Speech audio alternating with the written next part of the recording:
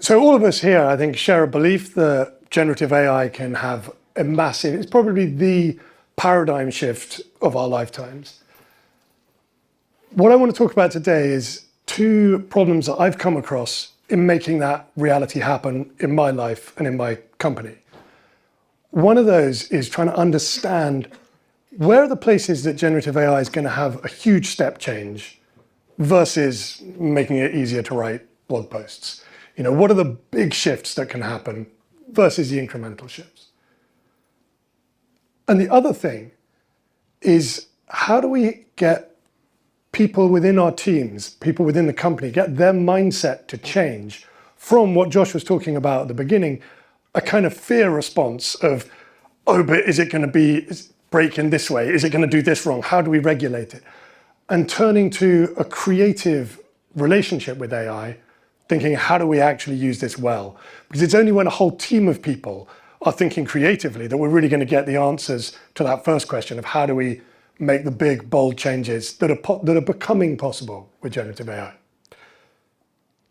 So I should say, my name is Ben Whately. I'm one of the founders of Memrise, which is a language learning app.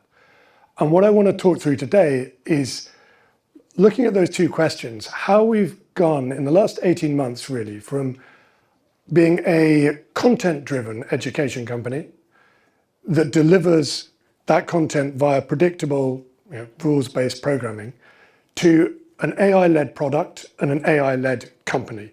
And that's both a technical shift and a cultural shift, and how we've kind of engineered that change.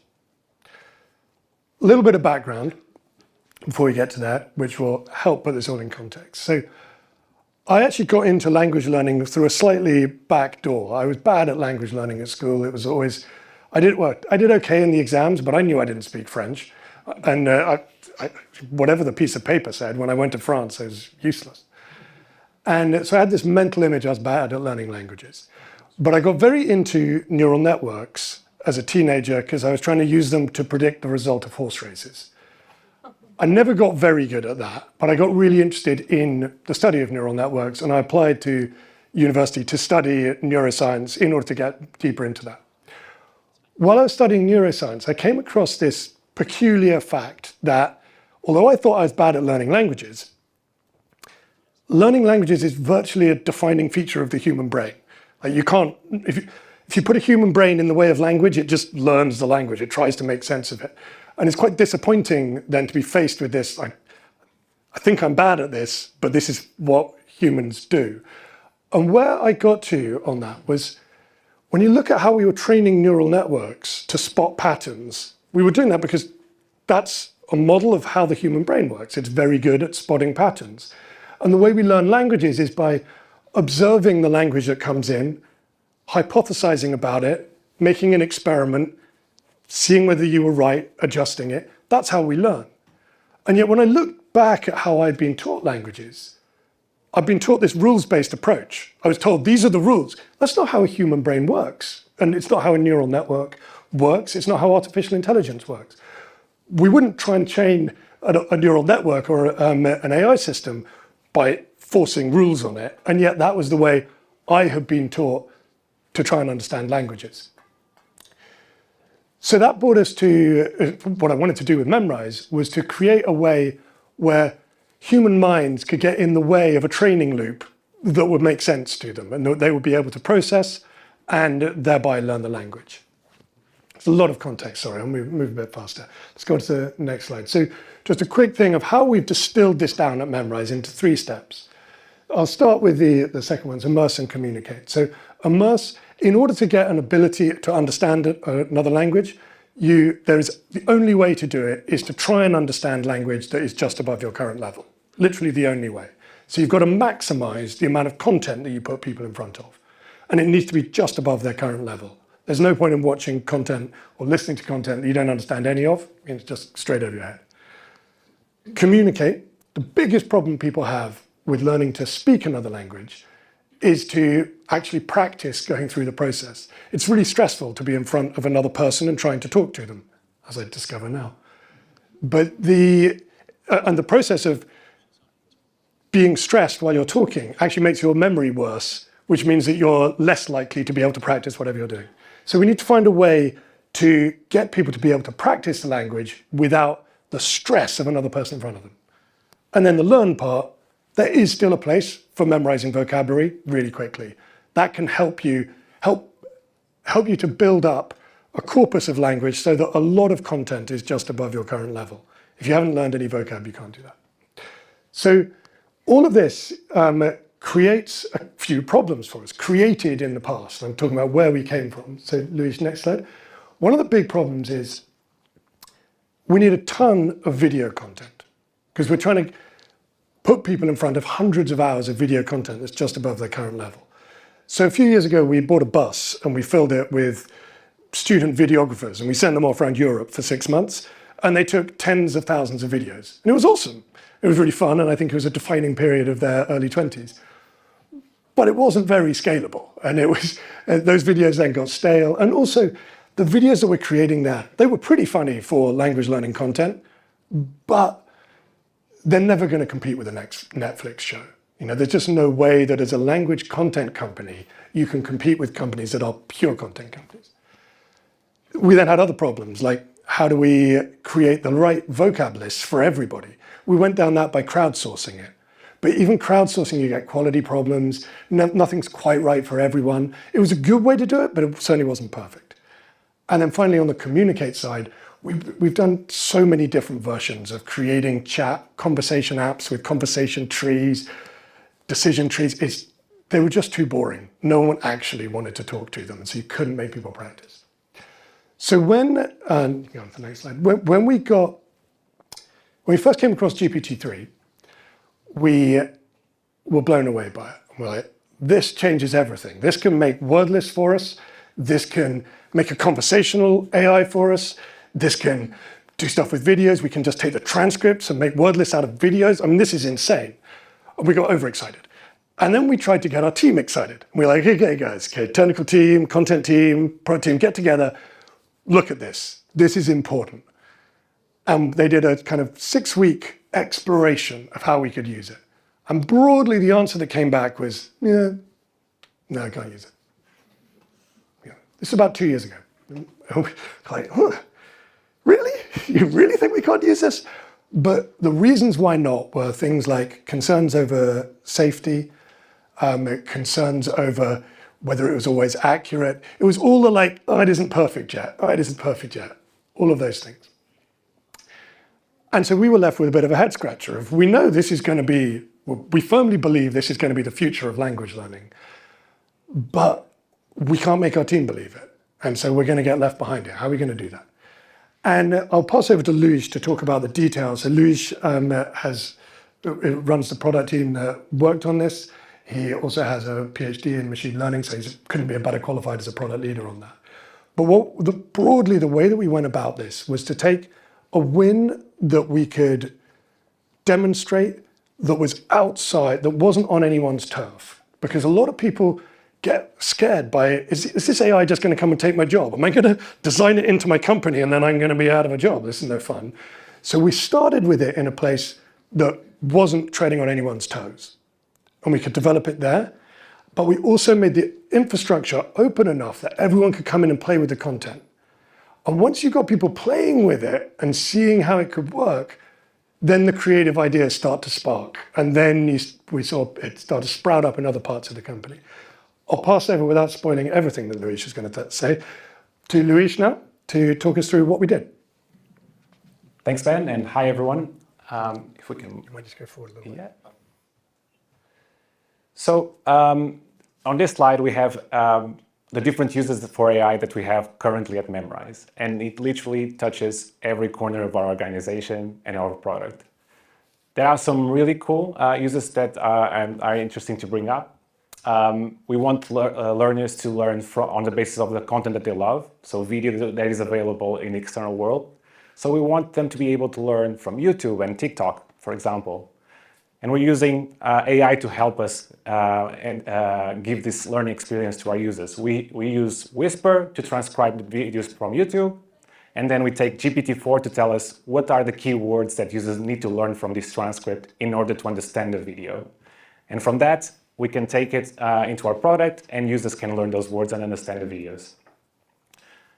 The contrast here is that before we had these tools, it would have taken a long time to do this for 1 or 2 videos. Maybe we wouldn't even do it at all. And now we can do this very, very fast. Another area where we're investing to scale up our content footprint is through video and audio generation via AI. So we think back to the bus that Ben was talking about. We can now scale that method up multiple factors. So although we're using AI right now in a lot of places, we needed a first win when we started. And we decided to focus on the chat feature. So the chat feature delivers to the pedagogical need that Ben mentioned before, which was to communicate, to practice the language. And until we had GPT, we didn't have this in our product. So it was something that was missing as part of our feature set that we needed. Because nobody was working on it at that point, it was also, it came across as this is not something that requires people to change the way that they already work. We can start a new way of work with a brand new feature. So today, we'll be focusing on showing how we built that from scratch. So on this slide, there's a high-level architecture about how our product works to support the communicate feature. The 2 takeaways to take from it are related to the blue box here at the bottom. So the blue box is where we do prompt engineering, and it's literally what makes our product different from going and talking to ChatGPT directly. So this is where all the creativity comes in. Everyone in the company gets to pitch in and make this a really great experience. In order to have everyone starting to interact with it, we wanted to lower the entry barrier for touching the technology. So the interface for creating conversations that users could have with the bot was a simple Google spreadsheet. So anyone, independently of their tech background or not, could come in, try it, and see the outcome. So if we can move to the next one. So this is how it looks like, how our interface looks like. And over the next few slides, I'll show you how the team iterated over it and grew it into something that can support our users into learning a language. So this specifically image is for someone that is learning Italian, and we're giving users a mission to order their favorite coffee. So the conversation starts with, "Good morning, what coffee would you like?" And the user is about to reply with, "Cappuccino, please." So we can move on. At this point is where we have the first need for GPT to start helping our users. So what message should come next? And this is where we assign the first hat to GPT. So essentially, give it the hat of character roleplay. We tell it, look, there's a context for this conversation. For example, user is trying to order coffee at a new coffee shop. And then we give it some instructions. So we tell it what their character should be, their personality should be. We tell it as well how it should behave. And this is really where the magic happens. This is where the team has a lot of fun, trying to create high quality conversations that users can interact with the bot with. And voila. Simply, we'll get the response back and the user can continue their learning journey. But this is looking at a sunny case scenario where a user can already respond to the first message. So the second use case comes in when, well, what if the bot says something and I don't know how to respond? So we give GPT a second hat. We call it the virtual user, putting GPT on the seat of the user so that it can simulate a proposal for how to unblock the conversation. So at this point, we give it the same context as for the character role play. And what that means is that there's a shared context between the two characters, at this point, both virtual. Again, here we have the option to make the prompt different. We can have suggestions that are quite funny so that the user continues the conversation, everything is interesting. In this example, it's very low key. It just gives short and polite answers, and it will just unblock it.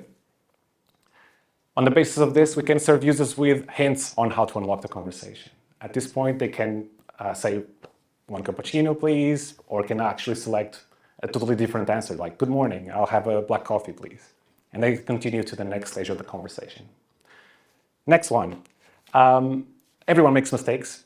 Maybe not a lot of people like to be corrected, but whilst learning a language, it's really important to get feedback, to be told, okay, you made a small mistake. So if there's anyone out there that is learning Italian, they will probably notice that there is a small typo in this slide. There's an E missing, so we use the third hat for GPT, to be the language tutor, to be able to tell the user what they have gotten wrong. So we can provide a simple correction to the user via your interface. And finally, as users have a conversation with our bot, we want them to have a sense of accomplishment at the end of a few exchanges. And that's why we assign users a mission. So at the beginning of the conversation, we told the user, order your favorite coffee. And once they do it, we want to celebrate users. We want users to feel like, actually, if I went to a coffee shop in Italy, I'll be able to order it. I've done it. So we give the fourth hat to GPT for doing goal detection. So we give it the context and dialogue so far, and we give it a very specific question related to this mission. Has user completed their coffee order? And if so, users get a well-deserved celebration. Conversation completed, and they can go on to the next conversation or practice this one again. Every time it will be different.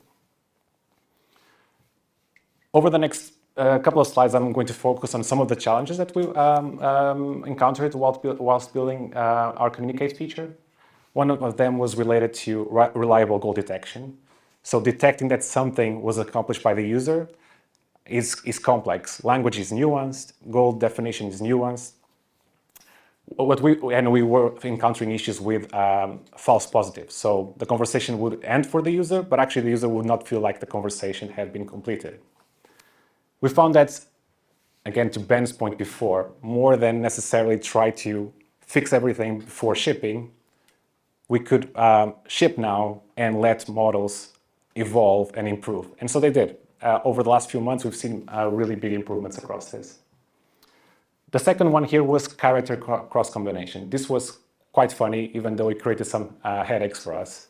So often, the bot would take the role of the user in the conversation. And this would happen when we were telling the user to be the character that was more akin to an assistant. And the bot has been receiving lots of training data and feedback to be the assistant in a conversation. So it will always try to become that in a conversation. So that was really interesting to observe. We fixed that through having a different prompt architecture that really makes the roles very, very separate. We know that large language models are trained with different data based on for each language. So the support for each language in terms of quality varies quite a lot.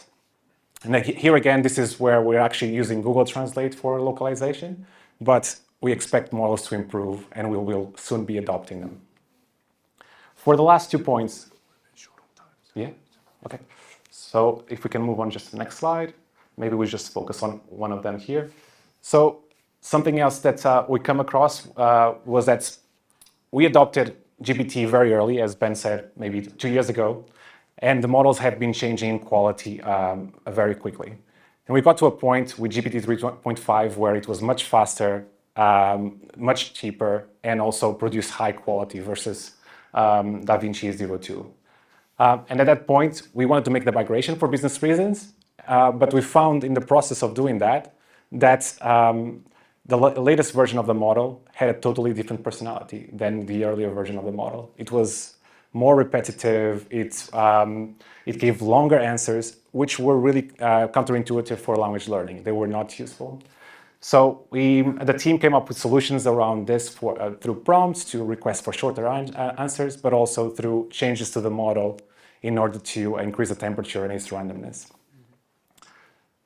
So this is final slide from me. The final challenge that I just want to touch upon is that Memrise welcomes language learners of different proficiencies, beginners and intermediates, and through the process we found that it's much better, GPT is much better for intermediate conversations because by default it talks to you like you know the language.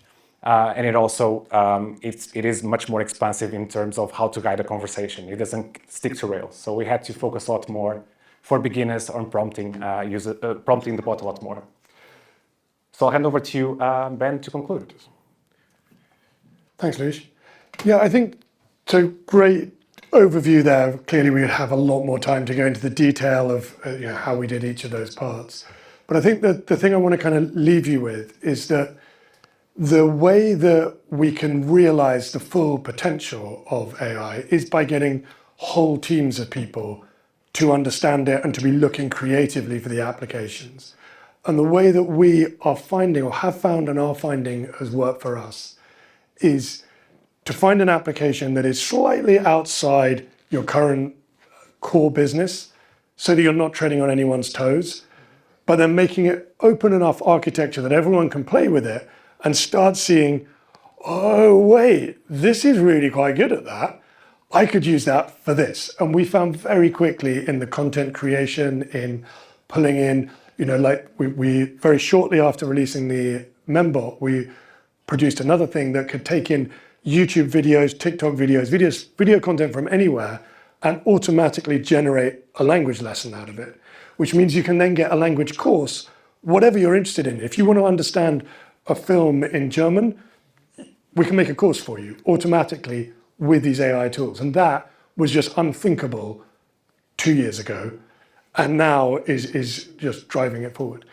And I think that this is, within the language learning world, we're going to see companies moving from content companies that are all about delivering content to people to being these much more dynamic, interactive experiences. And that's why I think on the first page we had the AI language partner rather than a language teacher. A teacher delivers content to you and it's your job to learn.